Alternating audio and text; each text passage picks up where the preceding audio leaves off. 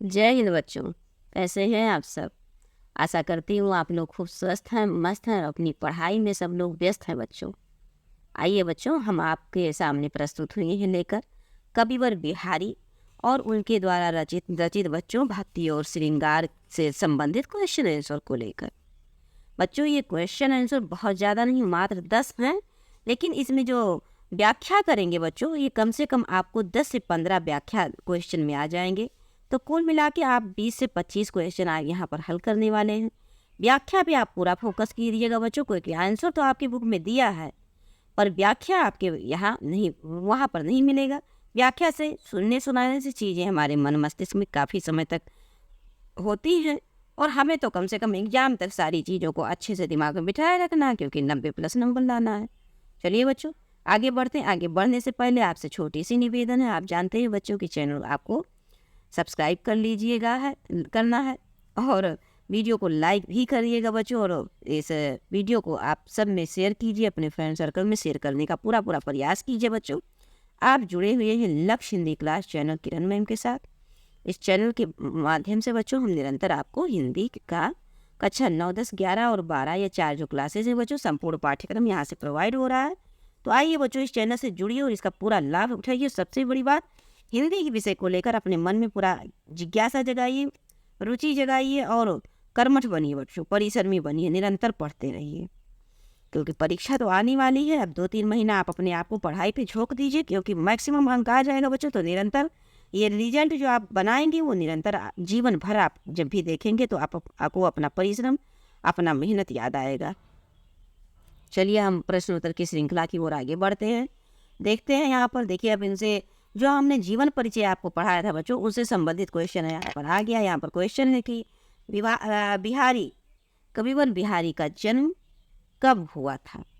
तो हमने आपको बताया था बच्चों कि यहाँ पर ईस्वी में दिया हुआ 1595 या 1600 या फिर 1695 बच्चों, या फिर 1610। तो आपको हमने बताया था कि ईस्वी में संवत में आप याद करेंगे बच्चों तो 1652, लेकिन आप याद कर लीजिएगा ईस्वी में ये ठीक रहेगा, 1595 में इनका जन्म होता है।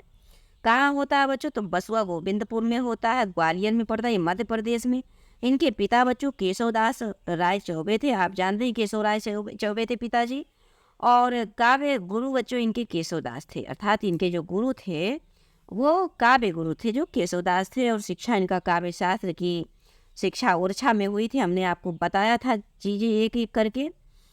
और बच्चों इनकी मृत्यु 1663 को हो जाती है। तो देखिए इन्होंने बिहारी सतसई को लिखा है। अब देखिए देखिए आ गया, अब इनकी मृत्यु से ही संबंधित क्वेश्चन पूछ लिया गया कि इनकी मृत्यु कब होती है। तो आपको अभी हमने बताया कि 1663 में इनकी मृत्यु होती है। और इन्होंने मात्र एक रचना की है, बिहारी सतसई, जो कि बच्चों 719 दोहों में है। ये दोहा क्वेश्चन के रूप में पूछा जा सकता है कि कविवर बिहारी की जो बिहारी सतसई है उसमें कितने दोहे हैं। तो 719 दोहों की रचना इन्होंने की है बच्चों। अब आइए आगे बढ़ते हैं। इसीलिए इनको इनकी जो रचना है बच्चों, ये इन्होंने बहुत काफ़ी एक ही दोहे में इन्होंने अनेक भावों को सफलतापूर्वक पिरोया है बच्चों। और इसीलिए इनको कविवर बिहारी को गागर में सागर भरने वाले कवि के रूप में जाने जाते हैं। तो अभी हमने 2 क्वेश्चन को समझा है। अब आइए तीसरे नंबर के क्वेश्चन पे चलते हैं। स्थान से संबंधित क्वेश्चन ने पूछ लिया। अभी आपको हमने बताया ही है कि बसवा गोविंदपुर में इनका जन्म होता है बच्चों, जो कि मध्य प्रदेश में पड़ता है। राजापुर में तुलसीदास जी का जन्म होता है, आप जानते हैं। और रोहतक में सूरदास जी का जन्म होता है बच्चों। तो आपका सही आंसर हो जाएगा आंसर नंबर का। और फिर आगे बढ़ते हैं बच्चों, इनसे रिलेटिव क्वेश्चन को हम लिखते हैं। मान लीजिए इनसे रिलेटिव क्वेश्चन आ गया कि करो कुवत जुग कुटिलता तजो न दीन दयाल, और दुखी होगे सरल ये बसत तिरभंगी लाल।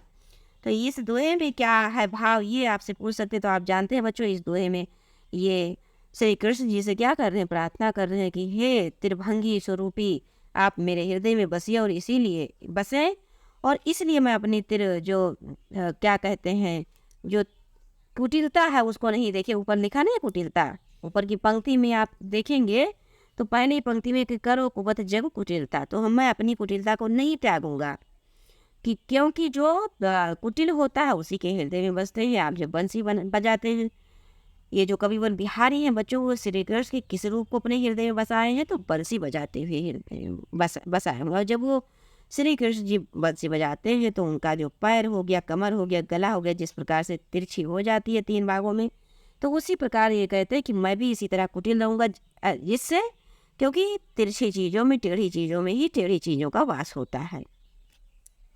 तो ये इस तरह व्याख्या आपसे पूछा जा सकता है। आप देखिए वही संबंधित चीज़ें, अब ऐसे संबंधित क्वेश्चन पूछेगा आपसे कि जोग जुगति, यहाँ पर पहले इसको इरेज करें, हाईलाइट करते हैं कि जोग जुगत सिखाए समय मनो महामुन्नयन मैन। तो अब पंक्ति में कौन सा अलंकार है पूछ रहे हैं? उपमा अलंकार है, उत्प्रेक्षा अलंकार है, अनुप्रास अलंकार है, या फिर बच्चों यहाँ पर यमक अलंकार है। आपने देखा कि जो ये क्या कहते हैं, वर्णों की यहाँ पर आवृत्ति हुई है बच्चों। देखिए वर्ण आपको हाईलाइट करते हैं, ये देखिए जोग जुगति मनो महामुनि है नहीं बच्चों, मैन या मामा वर्ण की आवृत्ति हुई, जा वर्ण की आवृत्ति हुई, इसलिए बच्चों यहाँ पर अनुप्रास अलंकार होगा। और बच्चों और जिक्र कर लेते हैं, जैसे मान लीजिए कहीं पर है जनु, जानो, मानो, मनहो, जानहो, इस प्रकार के शब्द कहीं पर मिल जाए बच्चों, ये शब्द पहचान है, तो आप वहाँ पर उत्प्रेक्षा अलंकार लगाएंगे। और बच्चों जैसे मान लीजिए सी लगा है, कमल सी, और सा सम लगा हुआ है, सादृश्य लगा हुआ है बच्चों, अगर ऐसे शब्द मिल जाए तो वहाँ पर आप उपमा अलंकार लगाइएगा। अब रहा यमक अलंकार की बात, तो बच्चों यहाँ पर देखिए 2 शब्द देख लेते हैं, घटा, यहाँ पर लिख देते हैं घटा, तो आप दोनों का अर्थ देख रहे हैं कि घटा हो रहा, लेकिन नहीं बच्चों, यहाँ पर एक का अर्थ होता है बादल। जैसे आप पढ़िए कि काली घटा का घमंड, घटा, तो काली घटा अर्थात काले मेघ, काले बादल का घमंड क्या हो गया? घट गया, अर्थात घट में घटा। समझ रहे हैं?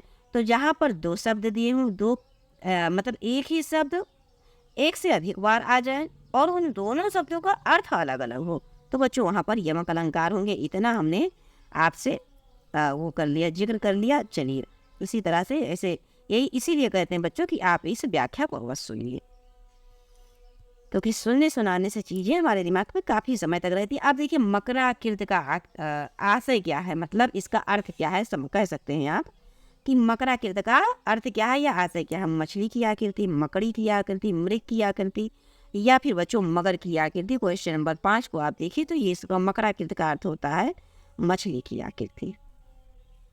चलिए अब देखिए ये बढ़िया क्वेश्चन पूछ लिया बच्चों कि बिहारी किस काल के प्रसिद्ध कवि हैं? बिहारी किस काल के प्रसिद्ध कवि हैं बच्चों? भक्ति काल के, रीत काल के, आदि काल के, या इनमें से किसी भी काल के नहीं हैं?